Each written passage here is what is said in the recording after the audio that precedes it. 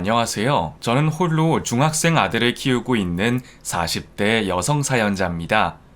몇 년 전 전 남편과 좋지 않게 헤어지고 아들과 단 둘이 살고 있어요.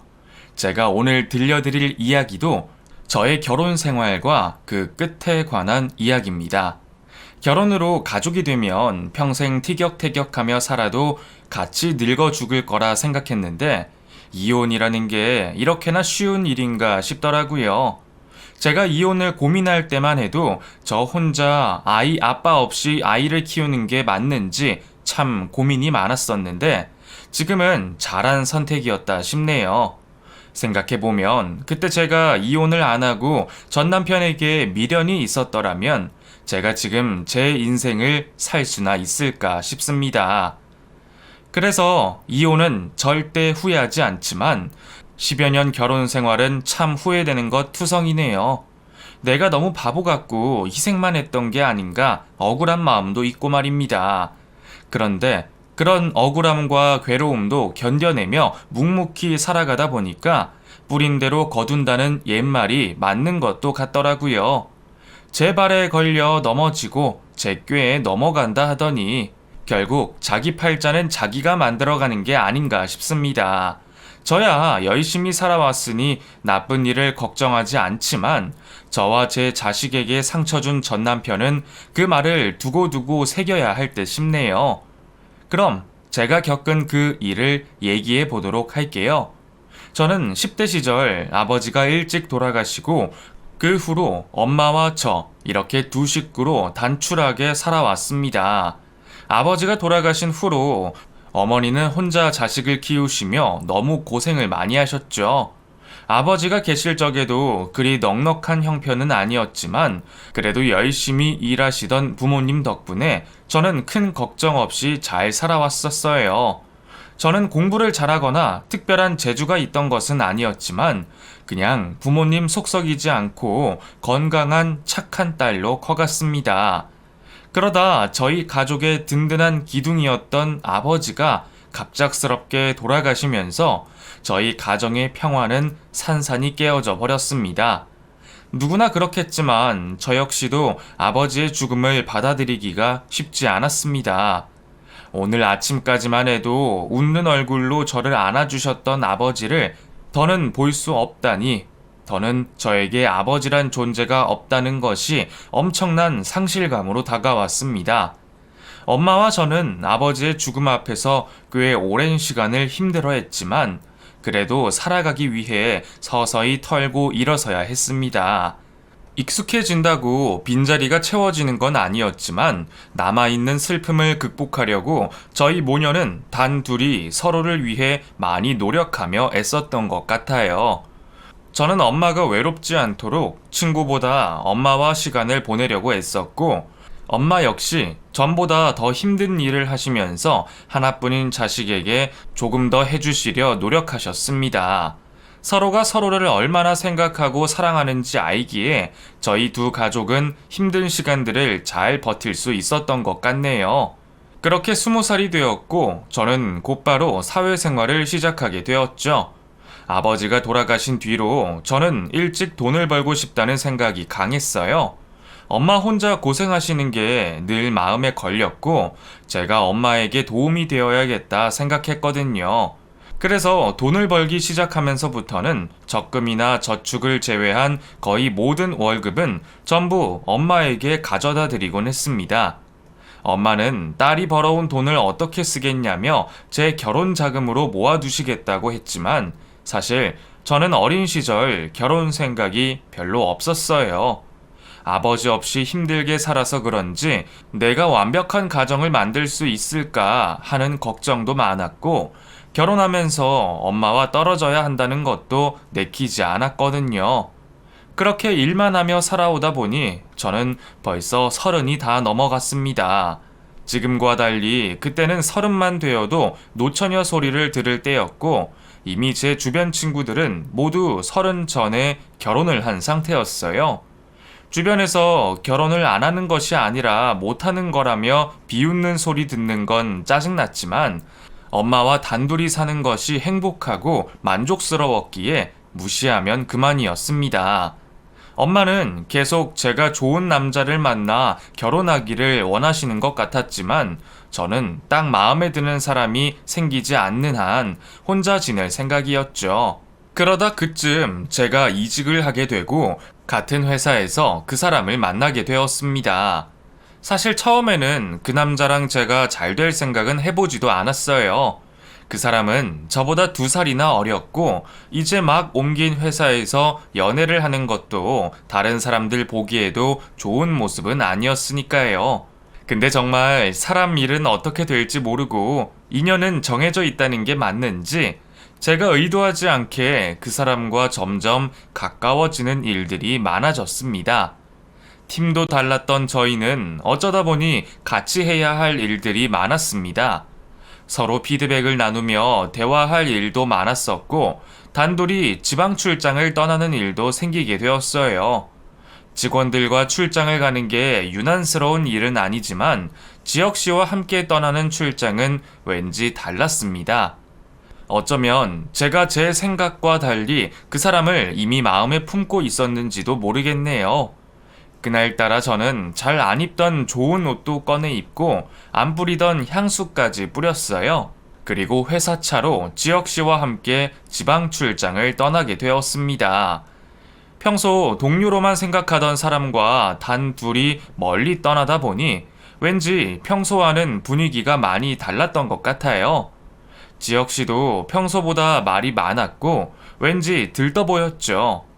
출장지에서 일을 일찍 끝낸 저희는 간단히 맥주를 하며 이른 저녁을 먹기로 했습니다. 일도 잘 마무리되었겠다, 술도 한 잔 들어갔겠다. 어쩌다 보니 평소 안 하던 개인적인 이야기를 하게 되었어요. 그때 제가 이직을 하고서 바로 프로젝트에 들어가면서 다른 직원들과 친해질 계기도 없고 얘기를 나눌 일도 없어서 지혁 씨와 개인적인 대화를 하는 것도 그날이 처음이었네요. 혹시 실례되는 질문인지 모르겠는데 혜수 씨는 결혼 생각 없으세요? 저요? 독신주의라고 하기에는 거창한데 그냥 아직 마음 맞는 사람도 못 찾았고 딱히 결혼을 꼭 해야겠다 하는 생각도 별로 없어요. 제가 엄마랑 단둘이 사는데 제가 결혼하면 엄마가 혼자 계시는 게 걱정이 많아서요. 그냥 궁금해서 어떤 생각 가지고 있으신지 물어봤는데 듣고 보니 제 사정이랑 많이 비슷하네요. 사실 저도 홀어머니 모시고 살거든요. 저희 어머니가 저를 늦게 가지셔서 제가 늦둥이 외아들이에요. 아버지는 저 어릴 적에 돌아가셨고 저도 평생 어머니랑 단 둘이 살다 보니까 결혼하고 나면 어머니 혼자 어떻게 하시나 싶어서 겁이 많이 나더라고요. 어머니는 저 장가가는 것만 기다리시는데 이래저래 미루고 핑계대다 보니까 저도 이렇게 늦어졌네요. 지혁 씨는 아직 늦은 건 아니죠. 저보다 어리고 남자잖아요. 아직 결혼 생각 있으시면 언제라도 좋은 사람 만나서 하시면 되죠. 생각보다 마음 맞고 좋은 사람 만나는 게 쉽지 않더라고요. 여자들이 홀어머니를 그렇게 싫어하는지 저도 몰랐거든요. 사실 전에 만나던 사람이랑 결혼 얘기가 오갔었는데 나이든 홀어머니가 마음에 걸린다고 결국 헤어졌어요. 어머니 모시고 살자는 얘기는 하지도 않았었는데 그냥 부담스럽다고 그러더라고요. 처음에는 핑계 같기도 하고 이해가 안 돼서 원망했는데 지금은 그냥 내 사정이 그런가 보다 생각하고 너무 욕심 안 가지려고 해요. 근데 혜수 씨도 어머님이랑 단둘이 산다고 하니까 좀 공감이 갈 것 같아서 저도 모르게 얘기를 하게 되네요. 그날 저희는 서로 편부모 가정에서 자라며 겪었던 어려운 일들과 편견들, 그리고 걱정들에 대한 이야기를 많이 나누게 되었습니다. 그동안 누군가와 이런 이야기를 나눈 적이 없었던 것 같은데 내 얘기에 공감하고 이해하는 사람을 만나다 보니 비슷한 부분이 많아 저도 신이 나서 이런저런 이야기를 하게 되었어요. 그렇게 저희는 단시간에 참 많은 이야기를 나누게 되었습니다. 나보다 2살이나 어려서 마냥 동생 같은 줄만 알았는데 어머니를 걱정하고 아끼는 걸 보면 책임감도 있고 저보다 더 어른스러워 보이기도 했어요. 그렇게 저희는 그날 이후 조금씩 서로 마음을 쌓아갔고 결국 사내 커플이 되었습니다. 제가 만나는 사람이 생겼다는 소식에 엄마가 정말 좋아하셨어요. 그동안 딸이 스트레스를 받을까 싶어 결혼 얘기를 아끼셨으면서도 내심 제가 연애를 하고 결혼에 대해 고민을 하기를 바라셨던 것 같아요. 혜수야, 너 정말 결혼 생각은 없니? 너 지금도 늦지 않았다. 둘이 좋으면 빨리 결혼해도 나쁘지 않아. 너는 너 닮은 아이 낳고 싶지 않아? 엄마는 결혼한 거 절대 후회 안 한다. 결혼해서 네 아빠같이 좋은 사람도 만나고 또 너같이 예쁘고 잘난 딸도 낳았잖아. 엄마는 네가 결혼해서 예쁜 아이 낳고 가족 만들어서 행복하게 살았으면 좋겠어. 맨날 나랑 같이 살다가 죽겠다고 하는 소리도 듣기 싫다. 내 걱정 말고 너도 네 행복 찾아서 떠나. 엄마가 바라는 거야말로 그런 거야. 엄마가 그렇게 말씀을 하신다고 해도 결혼을 마음먹는 건 쉬운 일이 아니었어요. 평생 서로를 책임지는 일이 마음먹기 쉬운 게 아니었으니까요. 저도 지혁 씨가 좋아서 연애를 하는 거지만 결혼까지는 고민이 될 일이었습니다. 저희는 서로 처음부터 급하게 생각하지 말고 천천히 만나보기로 약속했었어요. 나이가 있다는 이유로 결혼을 전제로 만나는 게 아니라 시간이 걸리더라도 서로에 대해 충분히 알아보고 생각해보자고 결정했죠. 그렇게 저희는 2년 가까운 시간을 연애를 하게 되었습니다.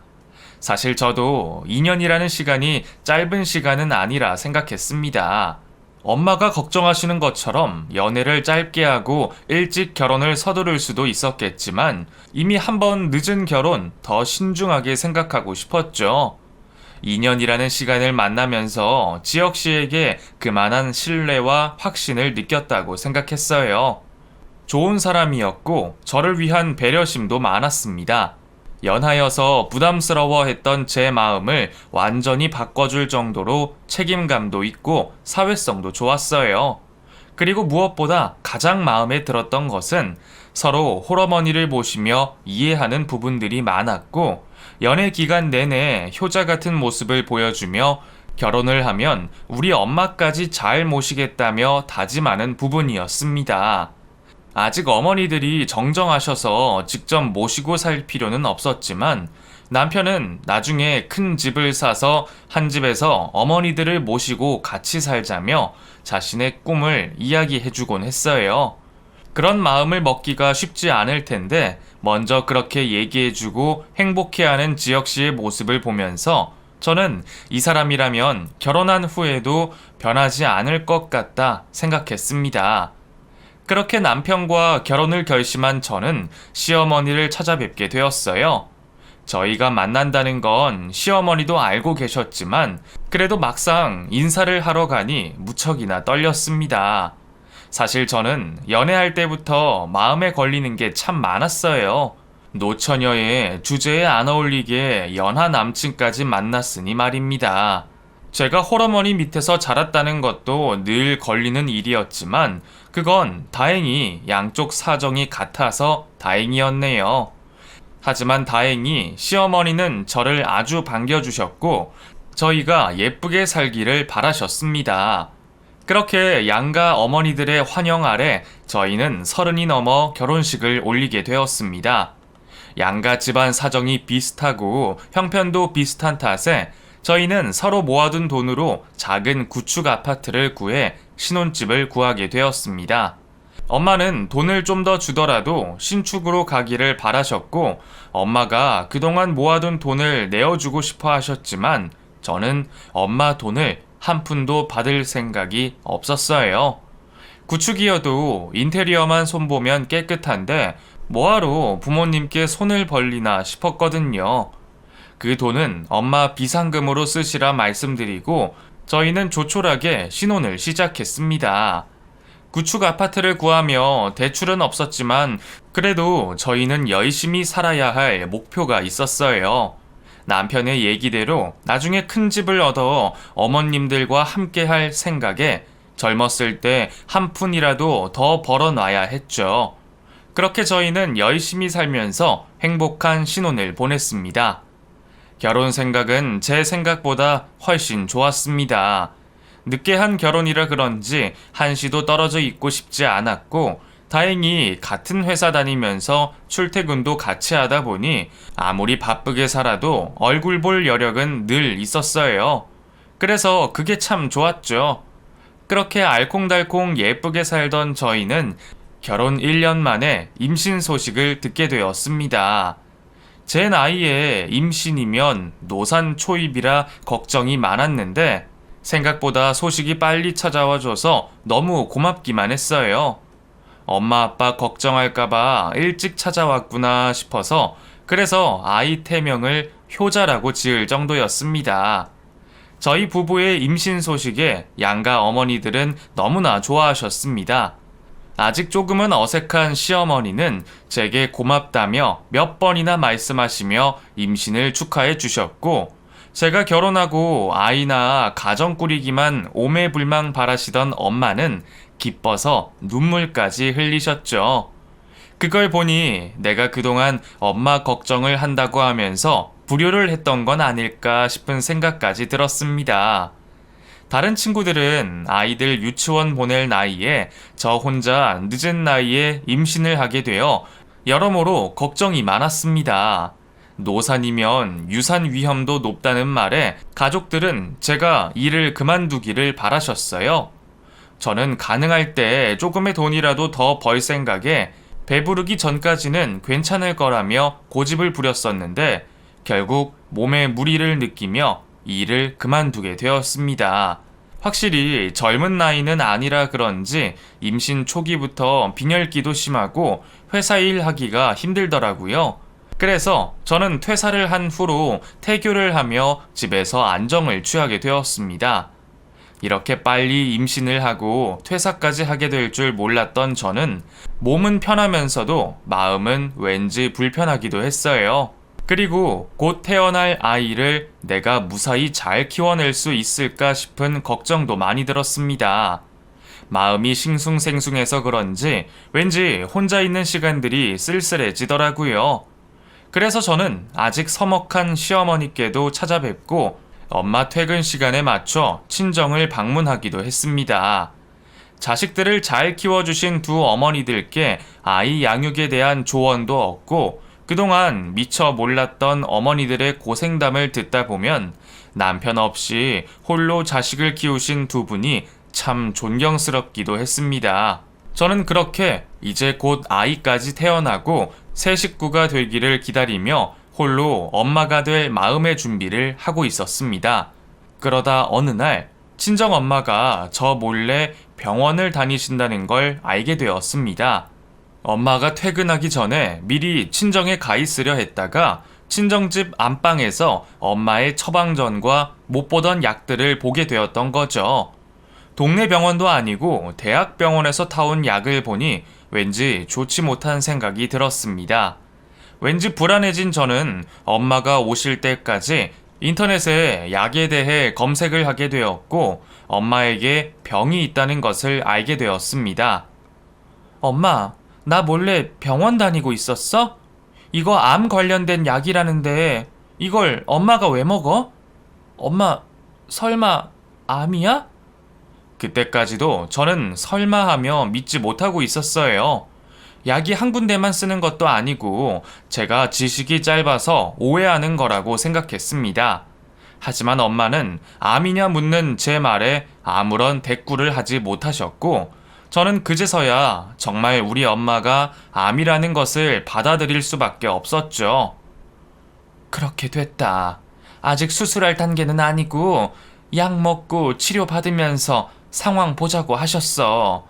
상황이 그래서 지금 당장 수술을 하기도 어렵다 그러더라.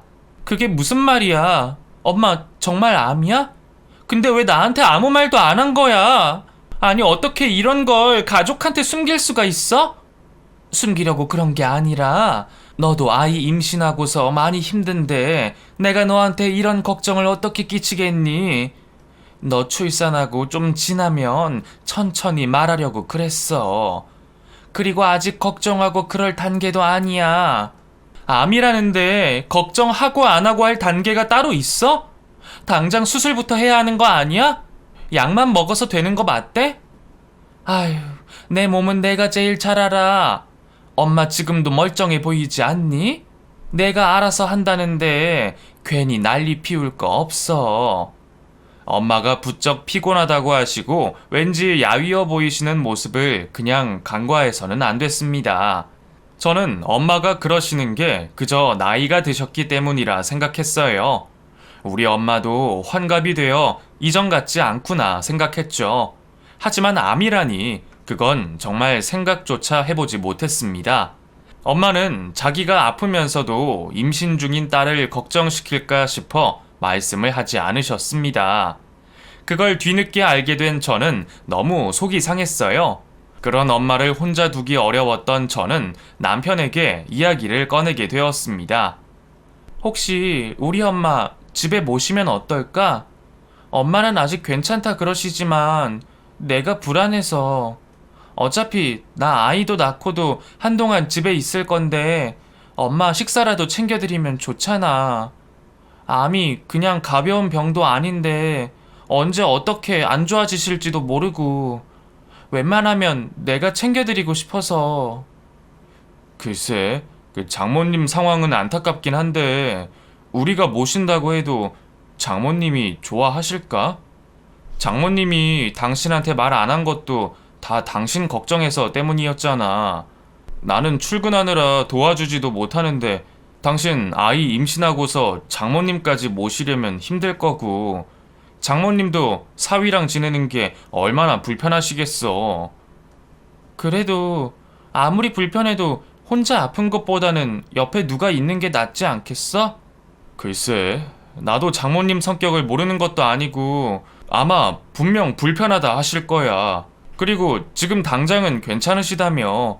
정말 혼자 못 계실 상황이 되면 그때 가서 괜찮은 요양시설을 알아보자. 비싸도 믿고 맡길 만큼 괜찮은 곳도 많을 거야. 돈이야 얼마나 들던 그건 걱정하지 말고. 물론 당장 아이 태어나고 하면 들어갈 돈이야 많겠지만 그래도 장모님 일인데 내가 어떻게든 해볼게. 엄마가 걱정되어서 모시고 싶다 말하기는 했지만 남편 얘기를 들어보니 그것도 이해가 되는 부분이었습니다. 그리고 돈 걱정 없이 시설에 모시자는 남편 말이 우리 엄마를 배려하는 거라 생각했어요. 결국 저는 남편 말대로 당분간 엄마의 상황을 지켜보기로 했고 아이를 낳고 혼자 육아를 하면서 아픈 엄마를 자주 들여다보기로 했습니다. 그 사이 저는 아들을 낳게 되었고 엄마는 아픈 와중에도 손자 소식에 너무 기뻐하셨습니다. 저도 아이 낳고 육아에 시달리느라 정신이 없는 와중에 아픈 엄마를 챙기기 위해 많이 노력했습니다. 엄마는 그런 제게 자주 올 필요 없다며 걱정할 상황이 아니라 하셨지만 말과 달리 상태는 점점 나빠지셨습니다. 나중에서야 알았지만 엄마는 그때 수술할 상황이 안 되는 것이 아니라 수술을 받아도 의미가 없는 상태이셨어요. 그래서 치료 명목으로 약만 드시면서 겨우 버티고 계셨던 거였습니다. 대체 딸을 두고 왜 혼자 어려움을 끌어안고 계시는지 그런 엄마가 이해되지 않았지만 나중에서야 그게 부모의 마음일까 생각이 되더라고요. 결국 엄마는 길게 버티지 못하시고 답답하시다며 요양원 입원도 거절하시더니 약에 의존하다가 돌아가시게 되셨습니다. 그나마 예뻐하던 손자 돌잔치는 보고 가셔서 다행이라 해야 할까 모르겠네요. 내가 결혼하지 않고 애가 없었더라면 엄마를 더 잘 챙길 수 있었을까 싶은 생각이 들기도 했지만 너무 가슴이 아파서 의미 없는 후회는 하지 않기로 마음먹었습니다. 그렇게 평생 의지하던 엄마를 떠나보내고 저는 무척이나 힘들 수밖에 없었습니다. 일찍이 아버지의 죽음을 겪어보고 보기 힘든 투병 생활이 끝나고 편안해 보이는 엄마를 보며 담담하게 엄마의 죽음을 받아들일 거라 생각했는데 전혀 그러지 못했어요. 실성한 사람으로 보일 만큼 슬픔에 빠져 있었죠. 아무래도 더 오랜 시간 같이 하고 더 많은 추억이 있어서 그랬는지 모르겠네요. 하지만 아무리 슬프다 해서 한없이 담아두고 있을 수가 없었습니다. 이제는 친정 엄마만큼이나 남은 가족들을 챙겨야 했으니까요. 옆에서 밥 달라 보채는 돌쟁이 아이 때문에 슬플 겨를도 없던 저는 다행히 생각보다 빨리 일상으로 회복할 수 있었습니다. 제 생각보다 일찍 친정 엄마를 보내드리고 저는 시어머니 걱정이 부쩍 들었었어요. 시어머니는 저희 엄마보다 나이도 더 많으셨는데 이제는 시어머니도 마냥 마음 놓고 계실 나이가 아니라는 생각이 들었습니다. 이제 친정 엄마도 안 계시고 남편 얘기처럼 양가 어머니들 모시고 살 기회는 사라졌지만 나중에 시어머니라도 모시고 살아야겠다는 생각을 하게 되었죠. 물론 그러려면 아직 한참 더 남았다고 생각했지만요. 그런데 불행이라는 건 쉴 틈 없이 한꺼번에 찾아오는 건지 이번에는 시어머니에게 변고가 생기고 말았습니다. 정정하셨던 어머님도 몸이 예전 같지는 않으셨고 화장실에서 넘어지시면서 머리를 다치고 마셨습니다. 그걸 처음으로 발견한 게 저였어요. 혼자 계신 어머니 걱정에 자주 찾아가려고 했고 손주를 보여드리려 낮에 방문을 했는데 아무리 초인종을 눌러도 대답이 없으시더라고요. 놀란 제가 경비실에 부탁해서 현관문을 열었고 화장실에 혼자 쓰러져 계신 어머니를 발견할 수 있었습니다. 그걸 보고 급히 구급차를 불러 병원으로 모시고 갔고 다행히 목숨은 건지실 수 있으셨어요. 제가 그날 시댁을 찾지 않아 아무도 발견하지 못했다면 아마 그대로 돌아가셨겠죠. 시어머니는 다행히 목숨은 건지셨지만 뇌졸중 후유증 때문에 거동이 불편해지셨습니다. 거의 반신불수가 되어 말씀도 제대로 못하시고 혼자 계시지 못하게 되셨죠. 친정엄마 돌아가신 지 얼마나 되었다고 시어머니에게까지 이런 일이 생기는 건지 저는 제 인생이 답답스러웠습니다. 돌볼 사람이 필요한 시어머니를 어떻게 해야 할지 저희 부부는 고민이 많았어요. 사실 요양원이 비용도 많이 들고 요즘 워낙 문제도 많다 그러니까 가족이 제일 좋긴 한데 나는 일하고 당신은 혼자 아이 키운다고 힘들어서 걱정이네. 남편은 요양원에 모셔야 할까, 간병인을 구해야 할까 이것저것 말했지만 내심 제가 어머니를 간병하기를 바라는 듯 했습니다. 순간 우리 엄마는 불편하실 거라며 요양원 얘기를 꺼냈던 남편이 생각나 잠시 섭섭하기도 했지만 상황이 다르니 어쩔 수 없다 생각했습니다. 그리고 저도 시어머니를 남에게 맡길 자신이 없어 제가 시어머니 간병을 맡기로 했어요. 잠깐씩 간병인을 쓰더라도 남의 손보다는 제가 낫겠다 싶었죠. 그렇게 저는 어린아이를 업고 시어머니 간병을 시작하게 되었습니다. 처음에는 제가 시어머니 댁에 왔다 갔다 하려 했는데 그게 더 문제였어요. 밤에 혼자 계시게 둘 수도 없고 야간 간병비가 더 비싼 바람에 결국 시어머니를 저희 집으로 모시게 되었습니다. 남편은 시어머니를 맡아준 제게 몇 번이나 고맙다고 말하며 눈물까지 보였고 저는 그런 남편을 보며 기꺼이 고생을 감내하기로 했습니다. 큰맘 먹고 직접 시어머니를 모시기는 했지만 간병은 예상대로 쉬운 일이 아니었어요. 게다가 아직 아이가 어린 탓에 더욱더 힘들 수밖에 없었습니다. 남편 내조의 육아에 간병까지 저는 힘겨운 시간들을 견뎌야만 했습니다. 아마 저희 엄마도 제게 이런 고생을 시키기 싫으셔서 말도 안 하고 혼자 앓으셨나 싶었고 그 마음을 생각하니 제 속이 아프기도 했어요. 몸은 힘들었지만 그래도 시어머니를 위하는 일이라 생각하니 버틸 수가 있었습니다. 시어머니와 오랜 시간을 알고 지내지는 못했지만 평소에 어머니가 제게 잘해주셨기에 저도 친정 엄마처럼 생각하며 잘 모시려 노력했습니다. 머리로는 그렇게 생각하며 노력하기는 했지만 시간이 흐를수록 저도 점점 힘이 들 수밖에 없었어요. 어머니는 혼자 움직이는 건 거의 못하실 정도로 손이 많이 필요한 분이셨고, 저는 어머니의 모든 것을 챙기며 다 큰 어른을 키우는 듯 살아야 했습니다. 게다가 중풍이라는 게 회복이 없는 병이다 보니 완치를 기대할 수도 없는 일이었어요. 나아지는 기미라도 보이면 간병에 보람이라도 있을 텐데, 제가 아무리 노력해도 현상 유지일 뿐이라는 생각에 저도 모르게 힘들었던 것 같기도 합니다. 긴 병에 장사 없다더니 처음에는 효자처럼 굴던 남편도 몇 년 뒤에는 가끔 시어머니 얼굴만 들여다보고 자기 할 일 하기 바빴고, 저도 그런 남편을 보며 힘이 빠지기도 했어요. 제가 시어머니 간병을 시작하며 남편은 조금씩 변해갔습니다. 처음에는 어쩔 수 없는 일이었어요. 제가 육아에 간병까지 하느라 너무 바빠서 부부간에 시간을 가질 여유도 없었고, 남편도 시어머니가 아프시게 되면서 심적으로 많이 힘들어 했으니까요.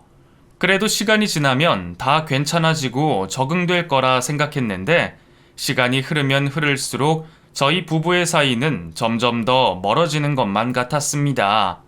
남편은 남편대로 퇴근하고 돌아와 방에만 틀어박혀 있었고, 저는 시어머니 곁을 떠나지 못하고 하루 종일 붙어 있을 수밖에 없었습니다. 그렇게 2년, 3년, 5년, 시간은 점점 흘러갔고, 저도 남편도 각자 생활에 적응해 가는 듯 싶었습니다. 저희는 부부라기에는 동거인에 가까워졌고, 남편은 아프신 어머니와 힘들어 보이는 아내를 보기가 버거운 건지 밖으로 돌기 시작했습니다. 그쯤 남편은 사회생활에 도움이 될 거라며 골프를 배우기 시작했어요. 회사 일 때문이라니 저도 뭐라 하지는 못했지만, 우리 형편에 그런 비싼 취미도 그렇고 주말 내내 골프를 배우러 다니는 남편의 일상이 반갑지는 않았습니다. 골프 꼭 배워야 해? 나는 주말만 기다리고 사는데 주말까지 나 혼자 고생하면 나는 언제 쉬어? 내가 그냥 놀자고 이래? 나도 내일 모레면 40인데 진급 안 할 거야? 당신이 회사 관둔 지 오래돼서 잘 모르나 본데, 사회생활 잘하는 사람들은 평일 주말 할 거 없어. 나라고 골프 치고 싶어서 치는 줄 알아? 이렇게라도 어울려 잘 보여서 진급에 조금이나마 도움되려고 그러는 거지. 지금 당장 내가 회사에서 잘리면 우리 네 식구 어떻게 살 거야? 당신 자신 있어? 그렇게 말하는 남편은 그 후로 매주 골프를 치러 다녔고, 일 때문에 억지로 한다기에는 너무 즐거워하며 나가곤 했습니다. 그러다 결국 골프에 푹 빠져버린 건지 어느 날 갑자기 잘 다니던 회사를 관두고 스크린 골프장을 차리겠다며 제게 통보를 해왔습니다. 나 조만간 회사 관두고 퇴직금이랑 모아둔 돈 끌어서 스크린 골프장 차릴까 해. 스크린 골프장이라니? 그럼 회사를 그만두겠다는 거야? 아니, 잘 다니던 회사를 왜 관두겠다는 거야?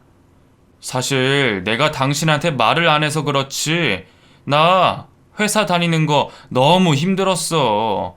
진급도 어렵고 월급도 안 오르는데, 이런데 내 인생 걸어서 뭐하나 싶더라고. 요즘 골프하는 사람 많은 건 당신도 알지? 이럴 때 스크린 골프장 차리면 대박 나는 건 시간 문제야. 그리고 생각보다 돈이 많이 들지도 않아. 돈이 문제가 아니라 장사가 쉬운 것도 아닌데 나랑 상의도 없이 그렇게 혼자 결정하면 어떡해. 내가 내 인생 선택하는 건데 당신한테 일일이 허락을 받아야 해? 그리고 내가 자신도 없이 시작하겠다고 하겠어? 벌써 나 도와주겠다는 투자자도 구했고 내가 가진 돈으로 충분히 할 수 있어. 그리고 이게 뭐 음식 장사 같은 것도 아니고 시설만 잘 해두면 수익 들어오는 건 보장되어 있는데 뭐가 걱정이야. 아무것도 걱정할 필요 없어. 당신은 그냥 집안일이나 신경 쓰면 돼. 아무리 쉬운 일이라 해도 자영업이 쉬울 리가 있겠나요? 저는 걱정되어 만류했지만 남편은 제 말을 무시하고 결국 퇴사를 하고 말았습니다. 자기 마음대로 그러는 게 마음에 들지 않았지만 이미 퇴사까지 한 마당에 저는 남편이 하는 일이 잘 되기만을 바랄 수밖에 없었습니다. 결국 남편은 자기 고집대로 스크린 골프장을 차리고 그 후로는 매일 가게 핑계로 이전보다 훨씬 긴 시간을 밖에서 보내곤 했습니다. 자영업이다 보니 퇴근 시간도 정해져 있지 않고 핑계대며 집에 안 들어오기 딱 좋았죠. 섭섭하기는 했지만 가족들을 위해서 더 열심히 하겠다는 남편의 말을 한 번 더 믿어보기로 했습니다. 그렇게 남편과는 점점 멀어져 갔고 저는 혼자 시어머니를 챙기며 기댈 곳이라고는 어린 아들밖에 없었습니다. 그 당시에 제 인생의 낙은 제 아들이 유일했어요. 남편은 내 맘 같지 않고 시어머니 모시는 건 힘들고 간병하느라 사회생활도 못하고 친구들도 못 만나는 와중에 착한 제 아들만이 유일한 제 편이었습니다. 마냥 어린 줄만 알았던 아이는 힘든 엄마를 보며 일찍 철이 들었고 어느새 제게 좋은 친구가 되어주었죠. 그래봤자 아직 초등학생이었지만 그만큼 제 얘기를 잘 들어주는 사람도 또 없었네요. 그렇게 저는 아들에게 의지하며 힘든 시간들을 버텨내고 있었습니다. 그러다 결국 간병한 지 10년 만에 시어머니마저 돌아가시고 말았습니다. 10여 년 간병하며 회복되지 못하는 모습을 봐왔지만 그래도 막상 돌아가시니 못해드린 것만 생각이 들고 마음이 많이 안 좋더라고요. 10년이면 그래도 오래 버티셨다는 의사의 말에 위안을 느낄 새도 없이 저는 시어머니의 장례를 치러야 했습니다. 생전 간병을 하면서 시어머니를 보면 친정엄마 생각도 나고 제게 잘해주신 것도 많아 힘들지만 보람찬 생각이 많이 났습니다. 그래서였는지 엄마가 돌아가셨을 때처럼 시어머니의 죽음 또한 저에게는 무척이나 슬픈 일이었습니다. 며느리인 저는 하염없이 눈물이 흐르는데 정작 효자였던 남편은 예상한 듯 생각보다 덤덤한 모습이었어요. 그게 다행인가 싶기도 하고 남편이 속으로는 힘들겠지 싶어 위로를 하려는데 그날 밤 남편이 제게 충격적인 고백을 해왔습니다. 나 할 말 있어. 어머니 장례 끝나면 하려고 했는데 하루 빨리 하나 늦게 하나 무슨 의미가 있나 싶어서 말이야. 그냥 속 편하게 털어놓고 말려고. 무슨 얘기길래 그래? 무슨 얘기인지 짐작도 못한 제게 남편은 이렇게 말했습니다. 사실 나 다른 여자 있어. 벌써 1년이나 됐는데 그동안 상황이 그래서 말을 못했어. 근데 이제 엄마도 돌아가셨고 당신 할 일 다 했으니까 이제 우리 이혼하자. 뭐? 당신 지금 바람 폈다고 당신 입으로 말하는 거야? 그래, 내 입으로 말하는 거야. 이왕 이렇게 된 거 하루라도 빨리 알려야 당신한테도 좋지 않겠어? 아무튼 나 그 여자랑 새 살림 차리고 싶으니까 당신도 고집 부리지 말고 이혼해줘. 당신도 이제 당신 인생 찾아가는 게 좋지 않겠어? 저는 너무 뻔뻔한 남편의 태도에 할 말을 잃었습니다. 여태 나한테 자기 엄마 간병을 맡겨두고 뒤에서 몰래 바람을 피고 다녔으면서 어머니 돌아가시자마자 이혼을 해달라 하네요. 아무리 섭섭하게 했어도 이렇게나 쓰레기일 줄은 몰랐는데 아무래도 제가 남편을 잘못 생각했던 모양입니다. 그날 그 자리에서 남편을 죽도록 패고 싶었지만 차마 시어머니 영정 앞에서 그럴 수가 없겠더라고요. 그 순간 왜 그렇게 엄마 생각이 나는지 엄마도 제가 그러는 걸 원하지 않으실 것 같았죠. 저는 결국 아무것도 하지 못한 채 자고 있는 아이를 깨워 집으로 돌아갔습니다. 남편이 알아서 혼자 장례를 마무리하고 발인을 하는 동안 저는 생각에 잠겨 있었어요. 이혼을 그냥 해주려니 너무 속이 상했지만 껍데기를 끌어안고 살 자신도 없었습니다. 그 순간 지난 10년 세월이 아까웠다면 제가 너무 이기적인 것이었을까요? 시어머님이 잘못하신 건 하나도 없었지만 그런 놈을 대신해서 시어머니를 간병하고 가족들을 위해 희생한 제 자신이 너무 안쓰러웠네요. 한참 생각하던 저는 결국 남편과 이혼을 하기로 결심했습니다. 변호사를 찾아가 상담을 했더니 이왕 헤어질 생각이면 제게 유리한 쪽으로 상황을 끌어올 수 있다고 하더라고요. 그래서 저는 더 고집을 부리지 않고 그렇게 하기로 했습니다. 아이의 친권과 제게 더 많은 재산 분할을 요구하며 요구 조건을 다 들어주면 이혼해주겠다 했죠. 처음에는 재산 분할 해주기 싫어서 고집 부리던 남편도 불륜으로 인한 위자료 소송을 하지 않겠다는 조건으로 제 요구를 들어주기로 했습니다. 소송까지 가지 않고 합의 이혼으로 끝내니 이혼하는 데 드는 시간이 겨우 2달이었어요. 결혼 준비에만 몇 달이 걸렸고 결혼 생활 동안 수많은 일이 있었는데 이혼은 이렇게 쉽다는 게 참 기분이 묘하더라고요. 남편이 된 그 사람은 혼자 아이를 잘 키우라며 제게 웃는 얼굴로 인사를 건네고 떠났습니다. 그걸 보니 애써 억누르던 분노가 다시 튀어나오는 것 같았죠. 재산 분할을 잘 받아내고 아이 양육권을 가져왔다 해도 남편에 대한 분노는 쉽게 사그라들지가 않았습니다. 저는 누구에게 말도 하지 못하고 매일 밤 남편을 저주해왔어요. 성격이 유하다 생각했던 제가 누군가를 그렇게나 미워할 수 있다는 게 놀라울 정도로 말이죠. 매일 밤 전 남편을 저주하던 어느 날, 저는 또 한 번 믿지 못할 소식을 듣게 되었습니다. 이혼한 지 반년이 되지 않아 걸려온 전 남편의 전화였어요. 전 남편은 다 죽어가는 소리로 병원에 있다며 자신의 소식을 알렸습니다. 저랑 이혼을 하고 얼마 뒤 상간녀랑 동남아로 골프 여행을 갔다가 난데없이 벼락을 맞아 불구가 되었다는 거였죠. 벼락 맞을 확률이 로또 될 확률보다 적다던데 너무 황당한 그 얘기에 저는 당연히 거짓말인 줄 알았습니다. 이놈이 또 무슨 수작을 부리려나 싶어서 직접 병원으로 찾아갔더니 정말로 이 인간이 휠체어를 타고 저를 보고 울더라고요. 여보, 나 이제 못 걷는데 나 어떡해? 나 좀 도와줘, 응? 정말 벼락을 맞은 거야? 아니 어떻게 그런 일이 있을 수가 있어? 내가 당신한테 죄를 지어서 벌 받았나 봐. 그 여자가 내 꼴 보더니 헤어지자고 도망가 버리고 어디 연락할 곳이 없어서 염치 없지만 당신한테 연락한 거야. 여보, 나 반성 많이 하고 있어. 제발 나 한 번만 용서해주고 나 좀 도와주면 안 될까? 당신 착한 사람이잖아. 당신 나 보고도 그냥 외면하지 못할 거야. 그치? 이제 와서 나더러 병신된 널 용서해달라고? 네가 이러고 연락하면 내가 널 불쌍하게 생각할 줄 알았니? 웃기고 있네. 나 지금 너무나 행복해. 나 혼자 고생한 게 너무 억울해서 너한테 제발 벌 달라고 매일 밤 빌었는데 정말 바라던 대로 되어버렸네. 그러게 내가 착하게 살기는 했는지 하늘이 나를 그냥 버리시지는 않으셨나 봐. 그래, 이 꼴로 연락해줘서 너무 고마워.